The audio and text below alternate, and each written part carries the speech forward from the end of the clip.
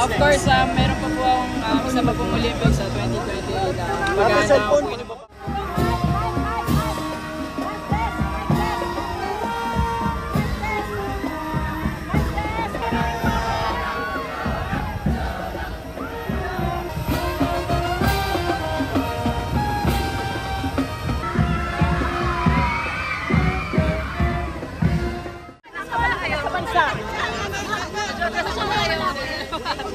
Sige lang, kaloy.